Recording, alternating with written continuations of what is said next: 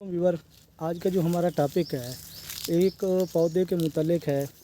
एक ऐसा पौधा जो अब उसकी ग्रोथिंग जो उसकी पैदावार है वो शुरू होने वाली है, उसका फल आने वाला है नेक्स्ट कुछ दिनों में। तो उसका प्रोसेस हम दिखाएंगे, किस तरह वो फूल निकलते हैं उस पर और किस तरह उस पर दाने बनते हैं।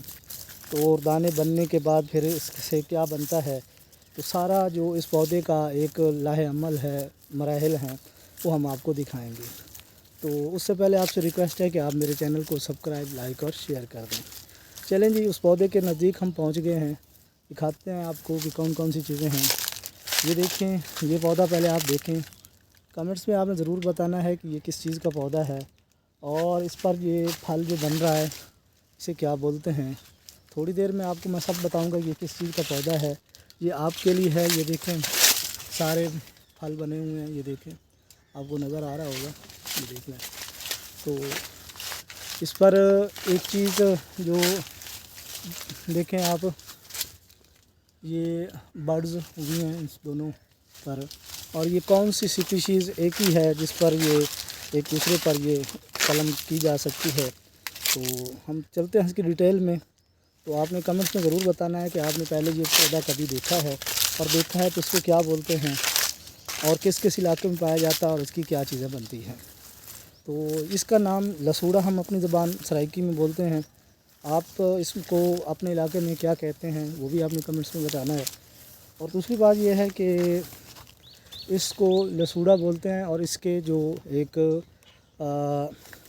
छोटे छोटे गोल गोल इसका फल होता है और वो अचार के लिए सबसे बेस्ट माना जाता है। लसूड़े का अचार तकरीबन पाकिस्तान में नहीं पूरी दुनिया में ये मशहूर है। ये पौधा एक दूसरा है, ये देखें, इसके ऊपर फल बहुत ज़्यादा है। मैं आपको दिखा सकूं तो ये पौधा आप देखें कितना ऊपर है।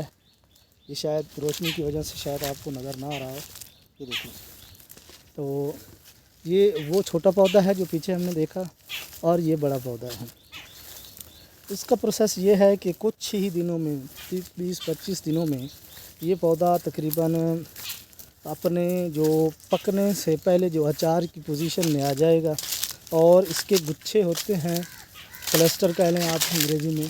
तो ये गुच्छे नुमा होते हैं और बहुत ही प्यारे लगते हैं जब ये बड़े बड़े हो जाते हैं। तो इसको फिर उबाला जाता है। उबालने के बाद विद हल्दी जिसे बोलते हैं उसके साथ उबाला जाता है और ये इसका कलर येलो हो जाता है।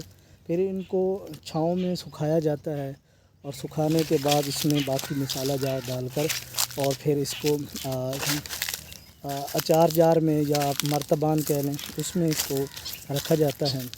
और ये जो प्रोसेस है ये वही लोग कर सकते हैं जो इसे जानते हैं या प्रोफेशनल हैं, अचार डालते हैं।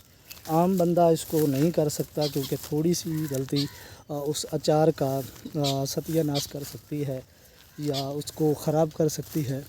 तो इसलिए ये पौधा जो है बहुत ही हमारे इलाके में कीमती माना जाता है, क्योंकि ये जो खाने पीने वाली चीज़ें होती हैं देहात में इसकी बड़ी अहमियत होती है, क्योंकि फ़्रेश, हेल्दी और ऑर्गेनिक चीज़ें ये होती हैं जो हम अपने पौधे से। ये एक तीसरा पौधा है, ये देखें, अभी इस पर फल नहीं है क्योंकि ये अभी छोटा है, लेकिन वो पौधा बड़ा है जो पीछे खड़ा है ये वाला, और इसका ये छोटा पौधा है, ये अभी तैयार हुआ, उसी के से बीज से ये तैयार हुआ। और आपको मैं बता दूं कि ये जो पौधा है इनकी स्पीशीज़ एक और पौधे से मिलती है और उस पौधे का नाम है जापानी फल जिसे हम बोलते हैं।